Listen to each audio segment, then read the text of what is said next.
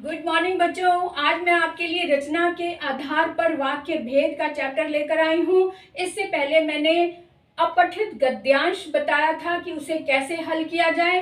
जैसा कि मैंने शुरू किया है बोर्ड एग्जाम के अकॉर्डिंग नए सिलेबस के आधार पर फिर से मैंने ये वीडियो शुरू किया है। आपका नया चैप्टर यानी कि अपठित गद्यांश मैंने बताया है और आज मैं रचना के आधार पर वाक्य भेद करवाऊंगी।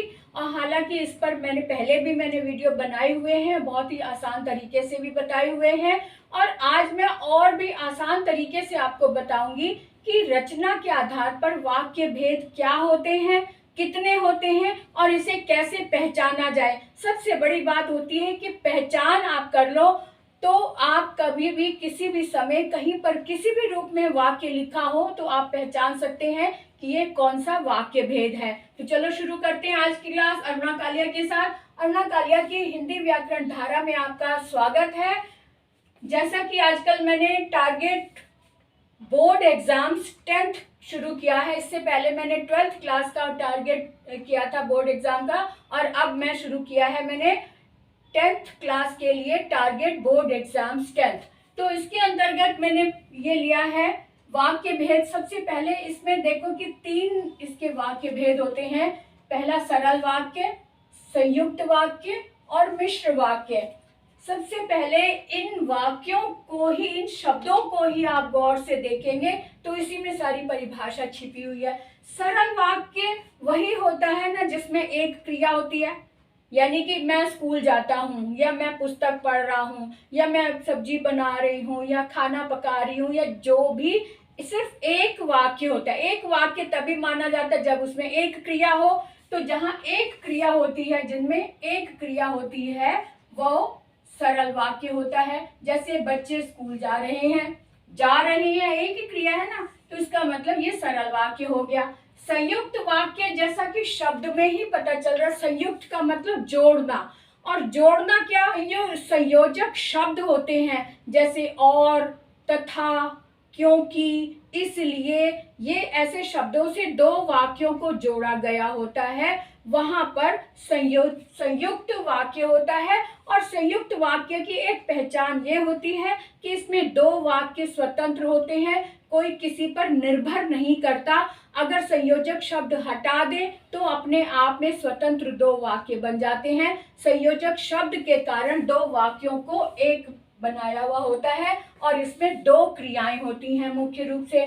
तो इसके देख लेते हैं इसकी पहचान क्या है। जहां दो वाक्य, दो क्रियाएं हो, वाक्य स्वतंत्र हो, संयोजक शब्द से वाक्य जुड़े हों। जैसे बिजली थोड़ी देर के लिए आई और चली गई। अब और शब्द ने दो वाक्यों को जोड़ दिया। अगर और हटा भी दे तब भी वाक्य कंप्लीट है, चली गई।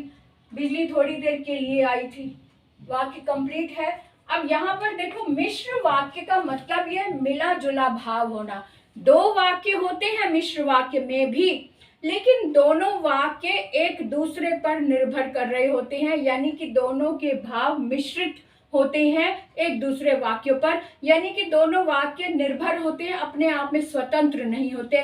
इसमें एक मुख्य उपवाक्य होता है और दूसरा जो है वो गौड़ होते हैं, वो छोटे वाक्य होते हैं। और दोनों में दो क्रियाएं होती हैं। वाक्यों के मिश्रित भाव एक दूसरे पर निर्भर कर रहे होते हैं, जिनमें उपवाक्य प्रधान और अन्य गौड़ होता है।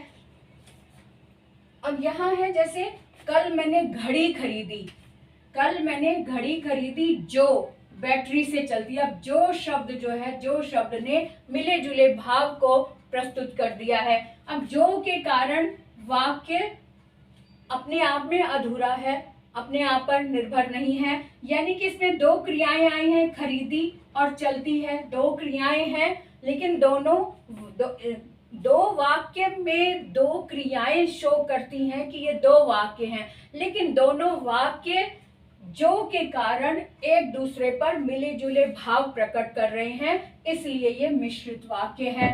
इसको मिश्रित वाक्य भी बोलते हैं या मिश्र वाक्य भी बोलते हैं। बच्चे परेशान ना हो कि कहीं पर मिश्रित लिखा होता है, कहीं पर मिश्र लिखा होता है, तो बात एक ही है। मिश्रित भाव एक दूसरे पर निर्भर कर रहे होते हैं, मिश्रित भाव होते हैं, जिसके कारण हम समझते हैं कि मिश्र वाक्य है, क्योंकि संयोजक में संयुक्त वाक्य में संयोजक शब्द लगा होता है और दो क्रियाएं होती हैं इसमें भी, लेकिन संयोजक शब्द के कारण दो वाक्य एक में बने हुए होते हैं। लेकिन यहाँ पर भी दो क्रियाएं तो होती हैं, लेकिन मिश्र भाव होते हैं, दोनों वाक्यों के भाव एक दूसरे पर निर्भर कर रहे होते हैं।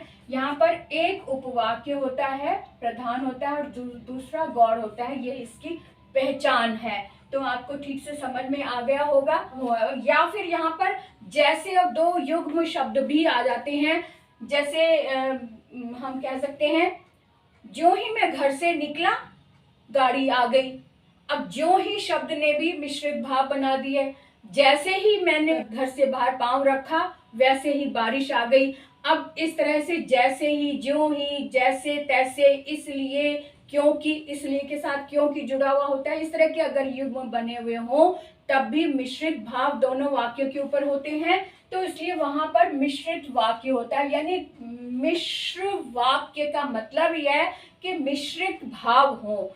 जहां संयुक्त का मतलब है कि संयोजक शब्द से दो वाक्य जुड़े हुए हों, दोनों क्रिया, इनमें भी दो क्रियाएं होती है, इसमें भी दो क्रियाएं होती हैं, लेकिन यहाँ पर सरल वाक्य में एक क्रिया होती है। इसकी मुख्य पहचान है कि एक क्रिया होती है और सरल वाक्य होता है। और यहाँ पर दो क्रियाएं, लेकिन यहाँ संयोजक शब्द से जुड़े होते हैं। यहाँ पर मिश्रित भाव वाले यानी जो होते हैं ना, दो युग्म वाले शब्द जुड़े होते हैं, दो युग्म वाले शब्दों से वाक्य बने हुए होते हैं, और जिसके कारण भाव मिश्रित शो हो रहे होते हैं। बस इतना ही समझना है, इसमें बहुत लंबी चौड़ी बात है ही नहीं इसमें। और ये तो इसके लिए जितना आप अभ्यास, उदाहरण पर आप जितना समय लगाएंगे उतना ही आपको ये अच्छे से समझ में आएगा। तो ये वीडियो मैं यहीं पर विराम दे रही हूँ। अगर आपको कोई चीज़ नहीं समझ आई तो कमेंट बॉक्स में लिखकर आप जरूर बोलें। और अगर अभी तक आपने सब्सक्राइब नहीं किया तो जल्दी से सब्सक्राइब कर दो, बेल आइकन पर जरूर जाना, ऑल को टच करो ताकि सारी नोटिफिकेशन आप तक पहुंच सके।